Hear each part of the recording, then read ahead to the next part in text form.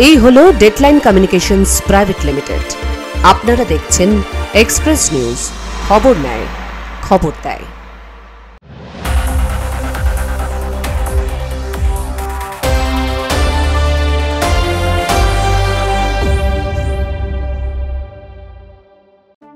Express midday brought to you by lifeline hospital. নমস্কার, express নিউজে আপনাদের সকলকে স্বাগত। আমি দীপ, আপনারা দেখছেন এক্সপ্রেস মিডডে।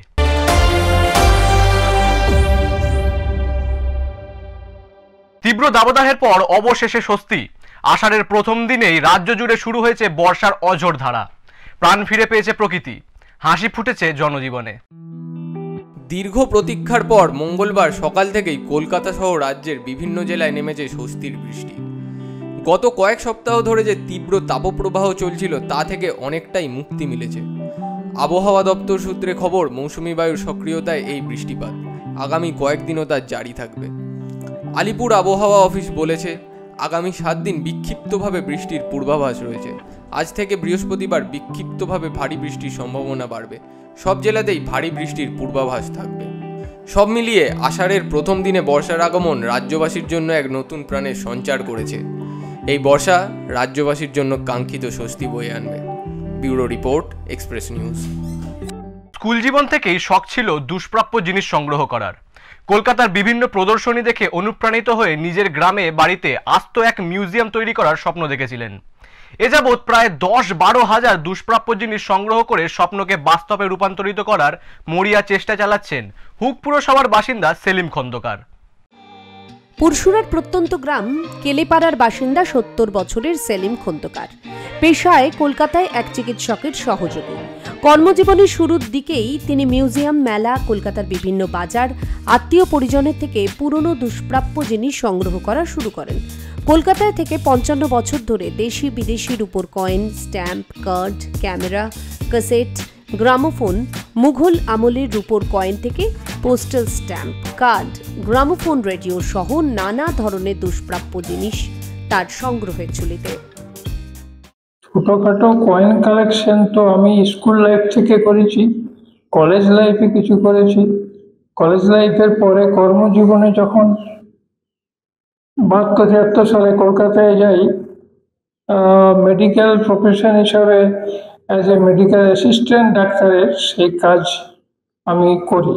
সেই কাজ করতে করতে আমি বিভিন্ন বুক ফেয়ার, বিভিন্ন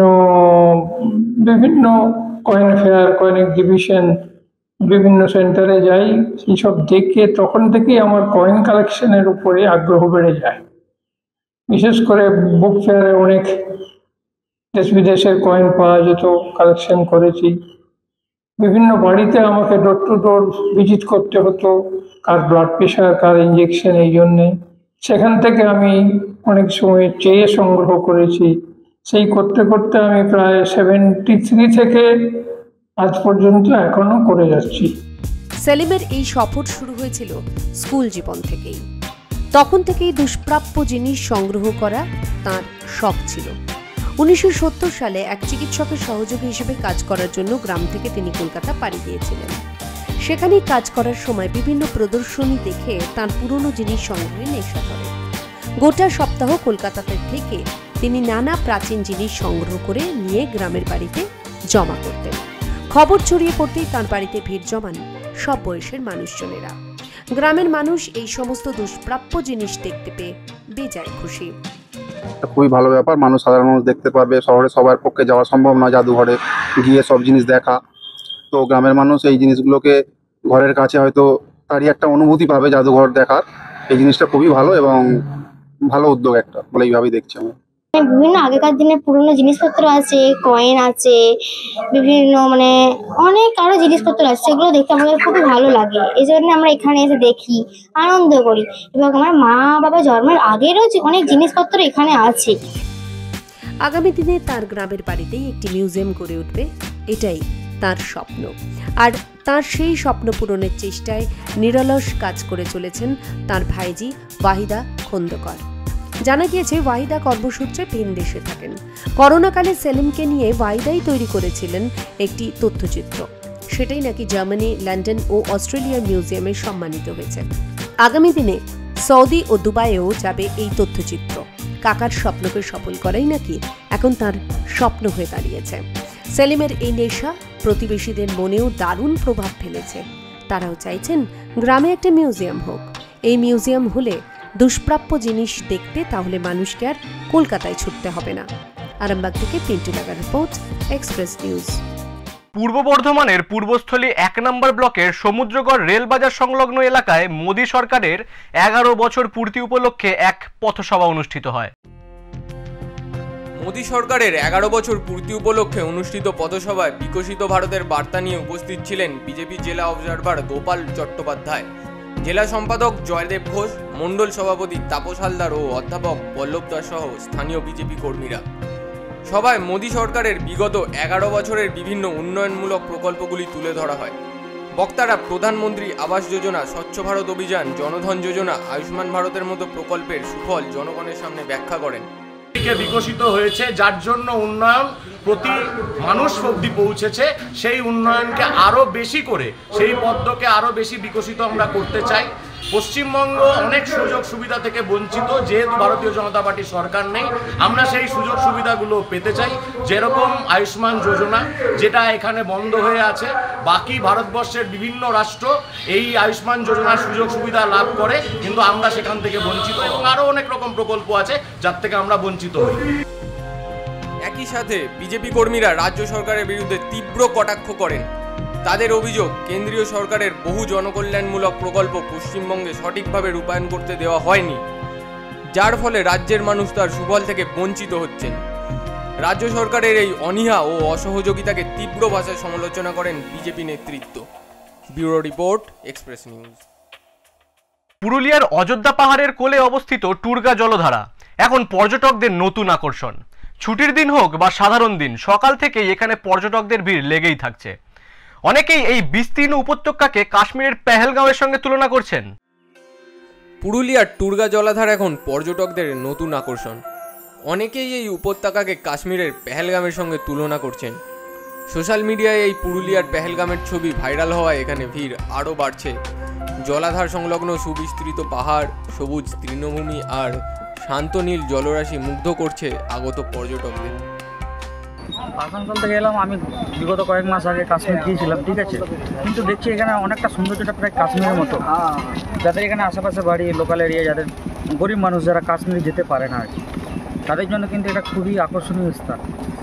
ঠিক কাশ্মীরি বৈশরণ ভ্যালি যেরকম, সেই রকমই কিছুটা অনেকটা এরকম। আমরা কিছুদিন থেকে সোশ্যাল মিডিয়ায় দেখছি অনেক লোক এখানে আগমন হচ্ছে, বাইরে বাইরে থেকে রিলসে দেখছি, খবরে দেখছি। তাই জন্য আমরা আর বাড়িতে বসে থাকতে পারলাম না, আমরা বেরিয়ে পড়লাম। তবে এই নামকরণে আপত্তি রয়েছে স্থানীয়দের একাংশের। তাদের মতে পেহেলগাম নামটি শুনলেই মনে পড়ে যায় এক বিভীষিকাময় স্মৃতি, জঙ্গি হামলায় নিরীহ ভারতীয়দের নিহত হওয়ার ঘটনা। সেই মর্মান্তিক ঘটনার স্মৃতি বিজড়িত পেহেলগামের নামের সঙ্গে এই সুন্দর স্থানের তুলনা করতে নারাজ স্থানীয়রা। তারা চান টুরগা জলাধারের এই মনোরম উপত্যকার নতুন নাম হোক মিনি কাশ্মীর। পর্যটকরা প্রাকৃতিক সৌন্দর্যে মুগ্ধ হয়ে পেহেলগামের সঙ্গে তুলনা করলেও স্থানীয়দের কাছে এই নাম শুধু একটি স্থানের পরিচিতি নয়, বরং একটি গভীর বেদনার প্রতীক। তাদের দাবি, মিনি কাশ্মীর নামটি একদিকে যেমন এই অঞ্চলের প্রাকৃতিক সৌন্দর্যকে তুলে ধরবে, তেমনি অন্যদিকে পেহেলগামের দুর্ভাগ্যজনক ইতিহাসের সঙ্গে এর কোনো সংযোগ থাকবে না। Bureau report, express news. Express মিডডেতে নিয়ে নেব একটা ছোট্ট বিরতি, ফিরে আসছি বিরতির পর।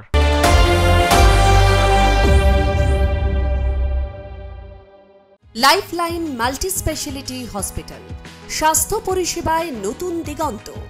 আ unit of Levomedin health care limited. 24 ঘন্টা জরুরি ভিত্তিতে আপনার স্বাস্থ্যের রক্ষায় নিয়োজিত lifeline multi speciality hospital, NH2 Kalipahari, Asansol, Paschim Bardhaman. যে কোনো প্রয়োজনে ফোন করুন 0341350135।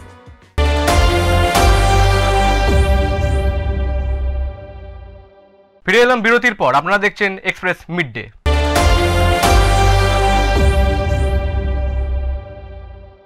মনসামঙ্গল কাব্যের সঙ্গে এক প্রাচীন মন্দিরের যোগসূত্র নিয়ে আলোচনা শুরু হয়েছে মুর্শিদাবাদের কান্দি শহরে।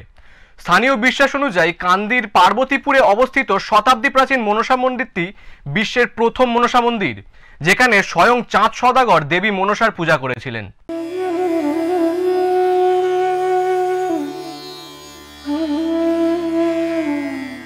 এই সেই মনসা মন্দির, যার সঙ্গে জুড়ে রয়েছে চাঁদ সওদাগরের গল্প। কথিত আছে এই মনসা মন্দিরই নাকি বিশ্বের সর্বপ্রথম মনসা মন্দির। মুর্শিদাবাদ জেলার কান্দি শহরের অদূরে কানা ময়ূরাক্ষী নদী, তার পাশেই এই যে তেঁতুল গাছ, এই গাছের নিচেই মনসা মন্দিরটি। মুর্শিদাবাদের কান্দির পার্বতীপুরের এই মনসা মন্দিরেই নাকি চাঁদ সওদাগর প্রথমবার মনসা পুজো করেছিলেন। মনসা মঙ্গল কাব্য থেকে জানা যায়, ময়ূরাক্ষী নদীর উপর দিয়ে যাওয়ার সময় তার নৌকো খারাপ হয়ে যায়। তখনই এই তেঁতুল গাছে নৌকো বেঁধেছিলেন চাঁদ বণিক। চাঁদ সওদাগর পরমেশ্বর দেবাদিদেব মহাদেবের ভক্ত ছিলেন, ফলে কোনো মতেই মা মনসার পুজো করতে রাজি ছিলেন না। তারপরের ইতিহাস সকলেরই জানা। অবশেষে চাঁদ বণিক মনসা পুজো করতে রাজি হলেও বাম হাতে পদ্মাবতী দেবীর পুজো করেন। সেই থেকে নর্তে প্রচলিত হয় মনসা পুজোর। আর তারপর থেকেই ময়ূরাক্ষী নদীর তীরে এই তেঁতুল গাছের নিচে মন্দিরটিতে দেবী মনসার পুজো হয়ে আসছে।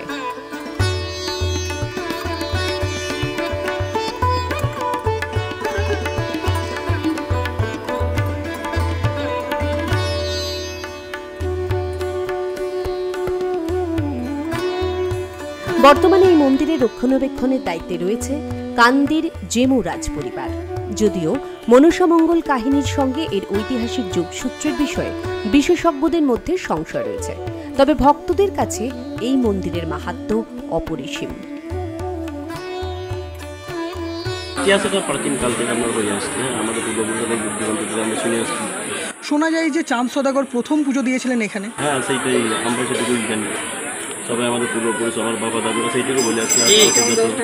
বয়স্ক লোক তাদের মুখে হয়েছে কথাটাই করতে দিত, চাঁদ সওদাগরই প্রথম পুজো দিয়ে মানে এখানে পুজোটা মন্দিরে মায়ের মন্দির প্রতিষ্ঠিত হয়েছিল। মনোবাঞ্ছা পূরণ করার আশায় দূর দূরান্ত থেকে অসংখ্য ভক্ত এই মন্দিরে ছুটে আসেন। প্রতি বছর জ্যৈষ্ঠ মাসে এখানে বিশেষ উৎসব ও মেলা বসে। এখানে ভক্তের সমাগম হয়। জ্যৈষ্ঠ মাস উপলক্ষে একটা গ্রামীণ মেলা হয়। সেই মেলাটা দীর্ঘ 15 দিন থেকে 16 দিন চলে। প্রত্যেক দিন মায়ের ভক্তের আগমন হয়। মায়ের নির্দিষ্ট যেরকম পুজো হয়, ফলমূল নৈবেদ্য হিসেবে সেভাবে পুজো হয়। আর সবচেয়ে একটা আশ্চর্যের বিষয় সেটা হচ্ছে মায়ের ভোগ, পায়েসের প্রসাদ। কয়েকটা হাতে গোনা ঘুঁটোর উপরে ভোগ বসিয়ে আমাদের ভোগ সেটা হয় এবং সেটাকে নিবেদন করা হয় মায়ের উদ্দেশ্যে। এইভাবে চলে আসছে প্রথা। জানা যায় এই মন্দিরে ভোগ প্রসাদ নিবেদন এবং বলিদানেরও রীতি প্রচলিত আছে। মুর্শিদাবাদের এই মনসা মন্দির বর্তমানে কার্যত সাধারণ মানুষের বিশ্বাসের অন্যতম আখড়া হয়ে উঠেছে। মুর্শিদাবাদ থেকে রূপম সিদ্ধান্ত, এক্সপ্রেস নিউজ। রায়গঞ্জ শহরে বাড়ি ভাড়া দেওয়া একটি লাভজনক ব্যবসা হলেও এর আড়ালে লুকিয়ে আছে মারাত্মক বিপদ। অসচেতন বাড়ির মালিকদের অজ্ঞতার সুযোগ নিয়ে অনেক ভাড়াটে অপরাধমূলক কার্যকলাপে জড়িয়ে পড়ছে। সম্প্রতি রায়গঞ্জের 21 নম্বর ওয়ার্ডে ভুয়ো আইপিএস অফিসার হৃদয় দেব বসাকের ঘটনাটি এর জ্বলন্ত উদাহরণ। তিনি নিজেকে আইপিএস অফিসার পরিচয় দিয়ে ভাড়া থাকতেন এবং পরবর্তীতে প্রতারক প্রমাণিত হন। বাড়ির মালিক ও প্রতিবেশীরা এই বিষয়ে কিছুই জানতেন না।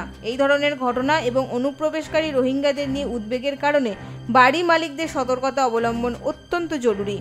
কেন এই সতর্কতা জরুরি? নিজের এবং সমাজের সুরক্ষার জন্য বাড়ি ভাড়া দেওয়ার আগে ভাড়াটিয়ার সমস্ত তথ্য পুঙ্খানুপুঙ্খভাবে যাচাই করা উচিত। পুরসভা এবং পুলিশ প্রশাসনের সহায়তা নেওয়া আবশ্যক। প্রশাসনিক মহল থেকে নিশ্চিত হওয়ার পরেই কেবল একজন ব্যক্তিকে বাড়িতে ভাড়া দেওয়া উচিত। বাড়ি মালিকের উচিত ভাড়াটিয়ার আচার ব্যবহার পর্যবেক্ষণ করা।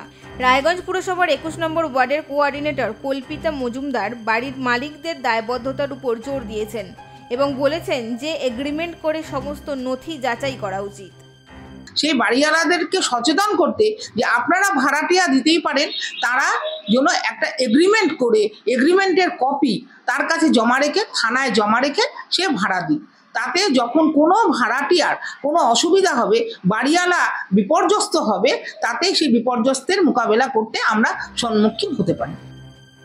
রায়গঞ্জের এক ভাড়া বাড়ির মালিক মধুছন্দা সরকার আতঙ্কিত হলেও জানান তিনি সবসময় সচেতনতা অবলম্বন করেন, তবে ভুয়ো পরিচয়ে আসা ব্যক্তিদের যাচাই করা কঠিন। প্রথমত যারা এসছে তারা কেমন কি সব জানি, জিজ্ঞেস করি তারা চাকরিজীবী না ব্যবসায়ী। তারপর যদি তারা নেওয়ার আগ্রহী হয় তখন তাদের Aadhaar card, PAN card, voter card সব কিছু নেই এবং আমরা তারপরে কোর্টের মাধ্যমে একটা এগ্রিমেন্ট করি। এগ্রিমেন্টটা করে ওনাদের কাছেও এক কপি দিই, মিউনিসিপ্যালিটিতে জানাই, আমাদের কাছেও এক কপি রাখি। রায়গঞ্জ পুরসভার প্রশাসক সন্দীপ বিশ্বাস এবং মহকুমা শাসক কিংসুক মাইতি দুজনেই বাড়ি মালিকদের পুরসভা ও পুলিশের সঙ্গে যোগাযোগ রক্ষা করার কথা এবং সচিত্র পরিচয়পত্র স্থানীয় থানার সাথে শেয়ার করার পরামর্শ দিয়েছেন। এতে ভাড়াটিয়ার পরিচয় ভুয়ো না আসল তা জানা যাবে এবং বাড়ির মালিকরা সমস্যায় পড়বেন না। এই জেলার মধ্যে যেহেতু বিভিন্ন ধরনের মানুষজন যাতায়াত করে বিভিন্ন পারপাসে, তো যখন এই জেলাতে কেউ স্থায়ীভাবে বসবাস করতে আসছে বাইরে থেকে, তাহলে এটা যারা বাড়ি ভাড়া দিচ্ছেন বাড়ির মালিকরা তাদেরই কর্তব্য দায়িত্ব দেখে নেওয়া যে সেই ব্যক্তির অ্যাকচুয়াল পরিচয় কী, এবং আমার মনে হয় যে সতর্কতা হিসাবে সেই ব্যক্তির আধার কার্ড, ভোটার কার্ড এগুলো নেওয়া এবং সেটা লোকাল থানার সঙ্গে শেয়ার করে রাখা উচিত। হুট করে অপরিচিত মানুষকে বাড়ি ভাড়া দিলে তার পরিণাম বিপজ্জনক হতে পারে। নিজের এবং সমাজের সুরক্ষার জন্য সতর্ক ও সচেতন হন। বাড়ি ভাড়া দেওয়ার আগে ভাড়াটিয়ার সম্পর্কে পুঙ্খানুপুঙ্খ তথ্য যাচাই করুন এবং স্থানীয় প্রশাসনকে অবহিত করুন। আপনার সামান্য সচেতনতা বড় বিপদ থেকে রক্ষা করতে পারে। উত্তর দিনাজপুর থেকে দিবাকর শাহর রিপোর্ট, এক্সপ্রেস নিউজ। তালা পড়েছে উত্তরবঙ্গের একের পর এক চা বাগানে। কিছু কিছু চা বাগান আবার খোলা থাকলেও প্রায় অচল অবস্থা। সেই চা বাগানের শ্রমিকদের দিনযাপন কিভাবে হচ্ছে সেই খবর নিল এক্সপ্রেস নিউজ। উত্তরবঙ্গ তথা ডুয়ার্সে প্রধানমন্ত্রী, মুখ্যমন্ত্রী বহুবার গিয়েছেন। রাজ্যের মুখ্যমন্ত্রীর মুখে শোনা গিয়েছে চা বাগান হাসছে, কিন্তু কই? নেতা মন্ত্রীর বারংবার প্রতিশ্রুতি এবং বাগানের সমস্যা মিটছে বলে বড় বড় ভাষণ দিলেও চা বাগানের শ্রমিক মহল্লায় আসলেই বোঝা যায় তারা কতটা যন্ত্রণায় দিন কাটাচ্ছেন। এক্সপ্রেস নিউজ খোঁজ নিয়েছে ডুয়ার্সের বানারহাটের চা বাগানে সেই শ্রমিক মহল্লায়।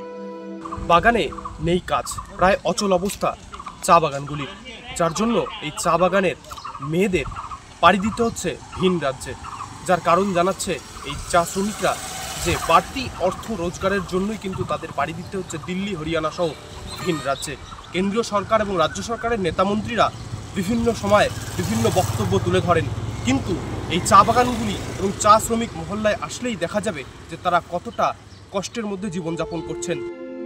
বর্তমানে চা বাগান খোলা থাকলেও এক প্রকার অচল অবস্থা বলা যায়।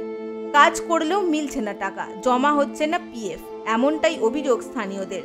চরম সমস্যায় পড়ছেন শ্রমিকরা, যার ফলে পরিবার চালাতে পুরুষের পাশাপাশি দিনের দিন এই শ্রমিক পরিবারগুলির বাড়ির মেয়েদেরও পাড়ি দিতে হচ্ছে ভিন রাজ্যে কাজের খোঁজে। জানা যায় কেউ দিল্লি, মুম্বাই, কেউ আবার চেন্নাই, হরিয়ানাতে পরিচারিকার কাজে গিয়েছেন। বানারহাট চা বাগান থেকে এরকম বহু মহিলাই ভিন রাজ্যে কাজে যাচ্ছেন পেট চালানোর তাগিদে। यहाँ पे काम करने के बावजूद भी पेमेंट सही तरह से नहीं मिल रहा है। अच्छा। और हम लोग का जो पीएफ है, पीएफ का पैसा भी जमा नहीं हो रहा है। हम लोग का उतना साल से पीएफ भी जमा है, पीएफ का पैसा भी जमा नहीं हो रहा है। महीने में तो 4 बार मिलता है, साप्ताहिक होता है हम लोग का। अच्छा। महीना वाला का 1 बार महीना में मिलता है, सप्ताह वाला का 4 बार होता है महीने का। চা শ্রমিক পরিবারগুলোর বক্তব্য, প্রতি মাসে 2500 টাকা পর্যন্ত উপায় হয় না। অর্ধাহারে অনাহারে দিন কাটছে শ্রমিকদের কেউ কেউ রোজগারের আশায় ভিন রাজ্যে পাড়ি দিয়েছেন। রাজ্যে নতুন কারখানা তো হচ্ছেই না, চালু শিল্প ক্রমশ ধ্বংসের পথে। যে শিল্পগুলি বেঁচে রয়েছে সেগুলিকে আরও উন্নত করার তাগিদে স্থায়ী শ্রমিক নিয়োগ করা হচ্ছে না, ঠিকা শ্রমিকদের দিয়ে কাজ করানো হচ্ছে। উত্তরবঙ্গের চিত্র এমনটাই। একদিকে চা বাগান বন্ধ হয়ে যাচ্ছে, চা বাগানে স্থায়ী শ্রমিক ছাঁটাই হয়ে যাচ্ছে, অন্যদিকে অস্থায়ী শ্রমিকদের কম বেতনে কাজ করতে বাধ্য করা হচ্ছে। তার মধ্যে একাধিক বাগান বন্ধ হওয়ায় কাজহীন হয়ে পড়েছেন শ্রমিকরা। অনেকের দাবি অবিলম্বে সরকারের ব্যবস্থা নেওয়া দরকার, যাতে উত্তরবঙ্গের চা শিল্প বেঁচে থাকে। এভাবেই চলছে ডুয়ার্সের চা শ্রমিক পরিবারগুলোর দুশ্চিন্তায় দিন কাটছে। জলপাইগুড়ির ডুয়ার্স থেকে Souvik Dutta, express news. Express mid day আজকের মতো এই পর্যন্তই। চোখ রাখুন এক্সপ্রেস নিউজের পর্দায়। এক্সপ্রেস নিউজ, খবর নেয়, খবর দেয়।